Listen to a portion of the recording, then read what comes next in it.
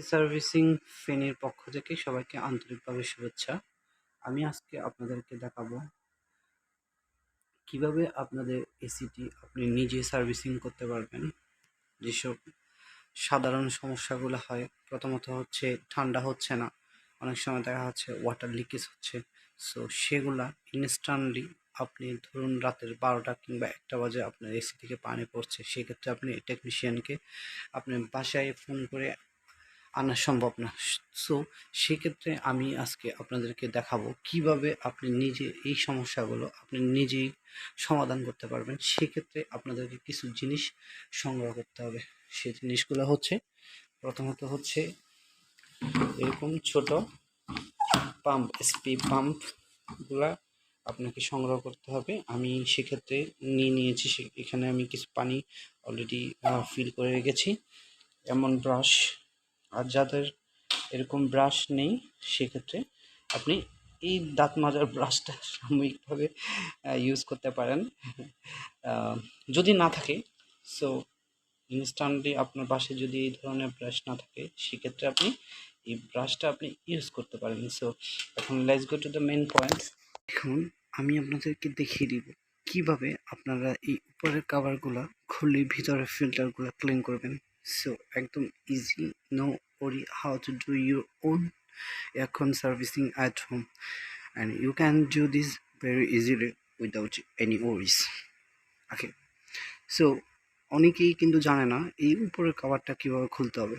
সেক্ষেত্রে এইভাবে পাশে ধরে একটু উপরের দিকে টান দেবেন, দেখুন খুলে গেছে। সো আমি যেহেতু এক হাত দিয়ে মোবাইলে ভিডিও করছি, সো আমি এক হাত ব্যবহার করতেছি। সো আপনারা দুনো হাত ব্যবহার করবেন।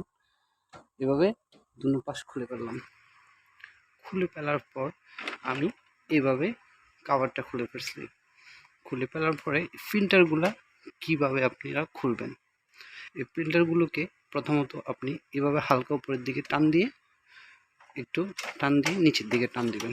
সো আমার ফিল্টারগুলো ক্লিন আছে। আপনাদের ফিল্টারগুলো যদি ক্লিন না থাকে, এরকম ব্রাশ দিয়ে আপনারা সুন্দরভাবে ক্লিন করতে পারেন। এখন দেখা যাক এই যে কয়েলটা আছে এটাকে ভেপারেটর বলে। সো আমার এই ভেপারেটরটা অনেক ক্লিন আছে, সেক্ষেত্রে আমার ক্লিন করার দরকার নেই। আপনাদের জন্য, আপনাদের সুবিধার্থে আমি এখন দেখিয়ে দিব কিভাবে ক্লিন করতে হয়।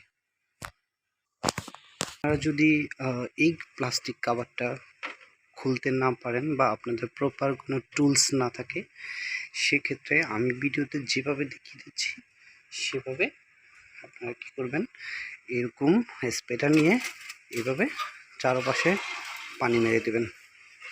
আমি এখন যেভাবে মারছি ঠিক এভাবে চারপাশে পানি মারিয়ে দেবেন। আমি সুন্দরভাবে পানি মেরে দিচ্ছি চারপাশে, এভাবে পানিগুলো মেরে দেবেন। তো সেক্ষেত্রে আপনার ময়লাগুলো কী হবে, পানির সাথে নিচে ঝরে যাবে। আর যদি অতিরিক্ত ময়লা দেখেন, আপনাদের যদি বাসায় এই ধরনের ব্রাশ না থাকে, সেক্ষেত্রে আপনি কী করবেন, এই ছোট ব্রাশটা ইউজ করবেন। ব্রাশটা ইউজ করে এভাবে টান দেবেন, এভাবে টান দেবেন, এভাবে টান দিয়ে ময়লাগুলো সুন্দরভাবে পরিষ্কার করে নেবেন। সো আমার খুব সুন্দরভাবে পরিষ্কার হচ্ছে, বাট আমার তো ক্লিন আছেই। সো এখন আপনাদের বাসায় যাদের আমার বাসায় এরকম, সো এভাবেই আপনারা ভালো করে পানি মেরে ক্লিন করতে পারবেন। এভাবে ভালো করে পানি মারার পরে এখন দেখবেন আপনার যথেষ্ট পরিমাণে ক্লিন হয়ে গেছে। তখন আপনারা আর পানি মারার দরকার নেই।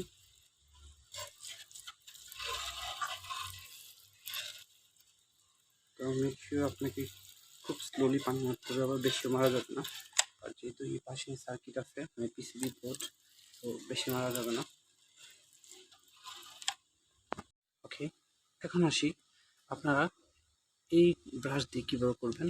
আমি এই ব্রাশটা এভাবে ধরবো, ঠিক আছে, লক্ষ্য করবেন, এভাবে ধরবো, এভাবে টান দেবো, এভাবে টান দেবো, এভাবে টান দেবো, টান দিয়ে সুন্দর করে পুরোটা পরিষ্কার করে ফেলবো।